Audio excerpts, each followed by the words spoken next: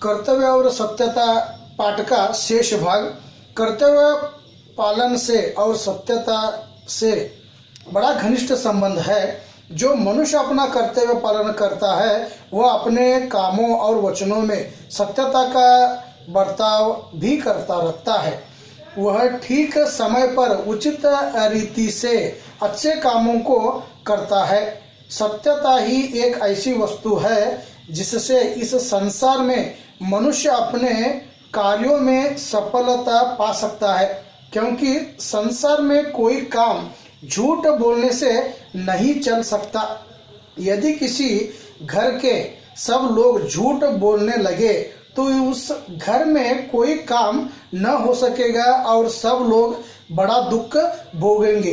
ಇಲ್ಲಿ ಒಂದು ಮನೆ ಉದಾಹರಣೆ ಕೊಡ್ತಾರೆ। ಒಂದು ಮನೆ ಒಳಗೆ ಎಲ್ಲರನ್ನು ಸುಳ್ಳನ್ನು ಮಾತಾಡ್ತಿದ್ರೆ ಆ ಮನೆ ಒಳಗೆ ಯಾವ ಪರಿಸ್ಥಿತಿ ಆಗ್ತದೆ ಅನ್ನೋದನ್ನ ಇಲ್ಲಿ ಹೇಳ್ತಾರೆ। इसलिए हम लोगों को अपने कार्यों में झूठ का बर्ताव न करना चाहिए। अतएव सत्यता को सबसे ऊंचा स्थान देना उचित है। ಸತ್ಯತೆಗೆ ಜೀವನದೊಳಗೆ ಮೇಲಿನ ಸ್ಥಾನ ಕೊಡಬೇಕು। संसार में जितने पाप है झूठ उन सब में बुरा है। झूठ ही संसार के पापों में सबसे बड़ा पाप है। झूठ की उत्पत्ति पाप, झूठ की उत्पत्ति पाप, कुटिलता और कायरता के कारण होती है। हम क्यों झूठ बोलते हैं? हम डरते रहते हैं, हम कुटिल है, हम पापी है, तो ये छिपाने के लिए हमें झूठा बोलना पड़ता है।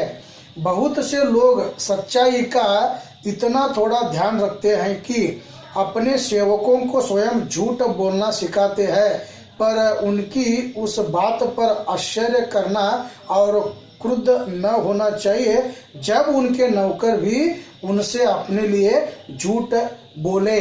ಒಂದು ಮಾಲೀಕನ ಉದಾಹರಣೆ ಕೊಡ್ತಾರೆ। ಒಬ್ಬ ಮಾಲೀಕ ತನ್ನ ಆಳುಗಳಿಗೆ ಹೇಳ್ತಾನವ ನೀವು ಸುಳ್ಳನ್ನು ಮಾತಾಡಬೇಕು ಅಂಥೇಳಿ, ಆದ್ರೆ ಅವ ನೌಕರರು ಆ ಮಾಲೀಕನ ಜೊತೆ ಸುಳ್ಳು ಮಾತಾಡಿದಾಗ ಆ ಮಾಲೀಕನಿಗೆ ಯಾವ ಆಶ್ಚರ್ಯ ಆಗಬಾರ್ದು, ಯಾಕಂದರೆ ಆ ಸುಳ್ಳದ ಪಾಠ ಆ ಮಾಲೀಕನೇ ಕಲಿಸಿರ್ತಾನೆ।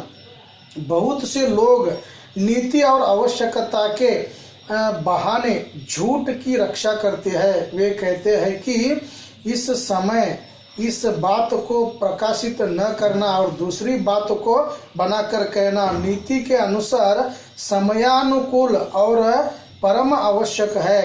फिर बहुत से लोग किसी बात को सत्य सत्य कहते हैं किसी की, जिससे सुनने वालों यह समझते हैं कि बात सत्य नहीं वरन इसका उल्टा सत्य होगा। इस प्रकार से बातों का कहना झूठ बोलने के पाप से किसी प्रकार कम नहीं है। तो ये कहते हैं एक बात एक तरह की रहती है तो समय के अनुसार वो बात वैसे ही न बताकर उसका एक नाटकीय रूप बनाकर दूसरी तरह लोगों में फैलाई जाती है। तो ये भी एक प्रकार का सत्यता का ही उदाहरण है। संसार में बहुत से ऐसे भी नीच और कुत्सित लोग होते हैं जो झूठ बोलने में अपनी चतुराई समझते हैं और सत्य को छुपाकर धोखा देना या झूठ बोलकर अपने को बचा लेने में ही अपना परम गौरव मानते हैं। ऐसे लोग ही समाज को नष्ट करके दुख और संताप के फैलाने के मुख्य कारण होते हैं। इस प्रकार झूठ बोलना स्पष्ट न बोलने से अधिक निंदनीय और कुत्सित कर्म है। ಒಬ್ಬರು ಇಷ್ಟ ಚತುರರು ಇರ್ತಾರಲ್ಲ ಸುಳ್ಳು ಮಾತಾಡೋದ್ರಲ್ಲಿ, ಅವರು ಸುಳ್ಳನ್ನು ಮಾತಾಡಿ ಜನರನ್ನು ಮೋಸ ಮಾಡ್ತಾರೆ। ಇಂಥ ಜನನನ್ನ ಸಮಾಜಘಾತುಕರ ಕೆಲಸವನ್ನ ಮಾಡ್ತಾರೆ ಅಂಥೇಳಿ ಇಲ್ಲಿ ಹೇಳ್ತಾರೆ। ಆದರೆ ಇನ್ನೊಂದು ಮಾತು ಹೇಳ್ತಾರೆ, ನಾವು ಸ್ಪಷ್ಟತೆ ಇಲ್ಲದೆ ಯಾವ ಮಾತನ್ನು ಮಾತಾಡಿದ್ರು ಕೂಡ ಅದು ಒಂದು ರೀತಿ ಸುಳ್ಳನ ಆಗ್ತದೆ ಅಂತ ಹೇಳ್ತಾರೆ। ನಮ್ಮ ಜೀವನದೊಳಗೆ ಯಾವಾಗಲೂ ಸ್ಪಷ್ಟತೆ ಇರಬೇಕು ಅಂಥೇಳಿ ಇಲ್ಲಿ ಹೇಳ್ತಾರೆ।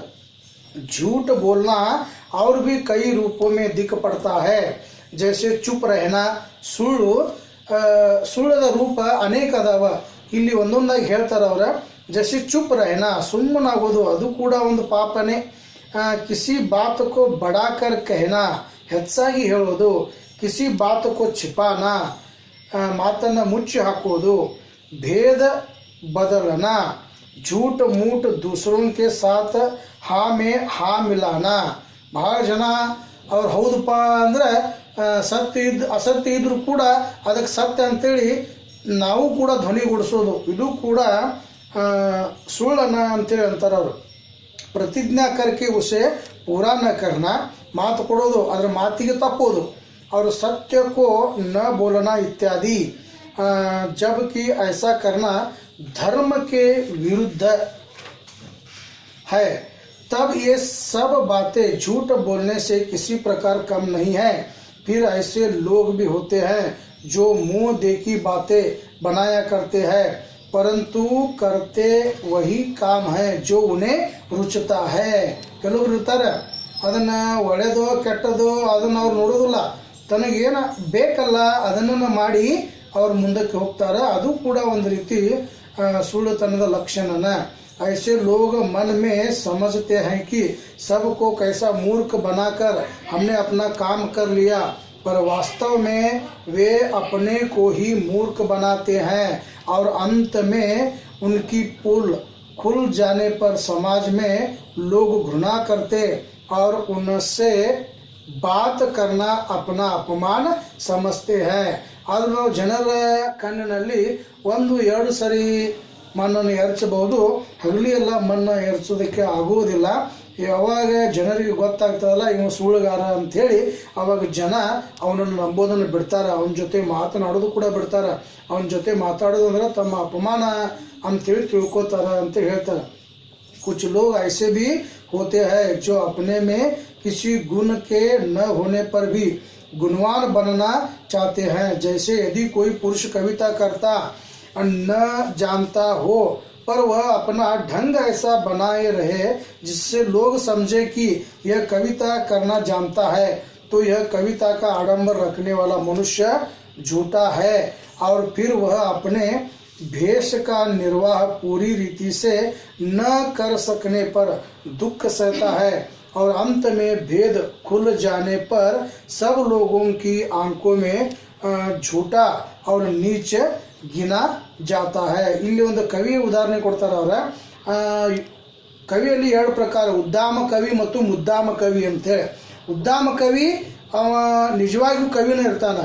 ಮುದ್ದಾಮ ಕವಿ ಅವ ಸುಳ್ಳನ್ನ ಕವಿತೆಯ ನಾನು ಮಾಡ್ತೀನಿ ಅಂತೇಳಿ ಏನೇನೋ ಒಂದು ಶಬ್ದ ಬರದ ಅದನ್ನು ಕವಿತೆ ರೂಪ ಅಂತೇಳಿ ತೋರಿಸ್ತಾನೆ, ಆದರೆ ಅದು ಕವಿತೆ ಆಗೋದಿಲ್ಲ. ಜನರಿಗೆ ಯಾವಾಗ ಗುರುತಾಗ್ತದೆ ಅವಾಗ ಅವರು ಇವ ಒಬ್ಬ ಮೋಸಗಾರ ಅಂಥೇಳಿ ತಿಳ್ಕೊತಾರೆ. परंतु जो मनुष्य सत्य बोलता है वह आडंबर से दूर भागता है और उसे दिखावा नहीं रुचता है. उसे तो इसी में बड़ा संतोष और आनंद होता है कि सत्यता के साथ कर्तव्य पालन कर सकता है. इसलिए हम सब लोगों का यह परम धर्म है कि सत्य बोलने को सबसे श्रेष्ठ माने और कभी झूठ न बोले. ನಾವು ಯಾವಾಗಲೂ ಸತ್ಯನ ಮಾತಾಡಬೇಕು, ಸುಳ್ಳನ್ನು ನಮ್ಮ ಜೀವನದೊಳಗಿಂದ ತೆಗೆದು ಹಾಕಬೇಕು. चाहे उससे कितनी ही अधिक हानि क्यों न होती हो, सत्य बोलने ही से समाज में हमारा सम्मान होगा. ಒಂದು ಮಾರ್ಕ್ಸ್ ಪ್ರಶ್ನೆಗೆ ಇದು ಉತ್ತರ. समाज में हमारा क्या होगा? सम्मान होगा. और हम आनंद पूर्वक अपना समय बिता सकेंगे, क्योंकि सच्चे को सब कोई चाहते हैं और झूठ से सभी घृणा करते हैं. यहाँ और एक प्रश्न का उत्तर है, सत्य सब लोग चाहते हैं, झूठ से क्या करते हैं लोग? घृणा करते हैं.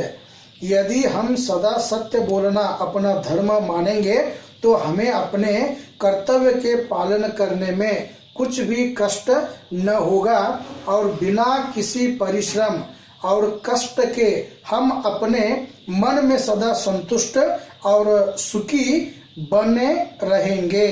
हम अगर जीवन में हमेशा सत्यता के मार्ग पर चलेंगे तो कभी भी हमें दुख न होगा और समाज को भी कोई धोखा दिए जैसा नहीं होगा। और ये हमारा कर्तव्य है कि हमें कभी भी झूठ का सहारा नहीं लेना है, हमें सत्यता के मार्ग पर ही चलना है। इस प्रकार यहाँ ये निबंध समाप्त होता है। तो अगले चरण में हम कठिन शब्द और प्रश्नोत्तर देखेंगे। धन्यवाद।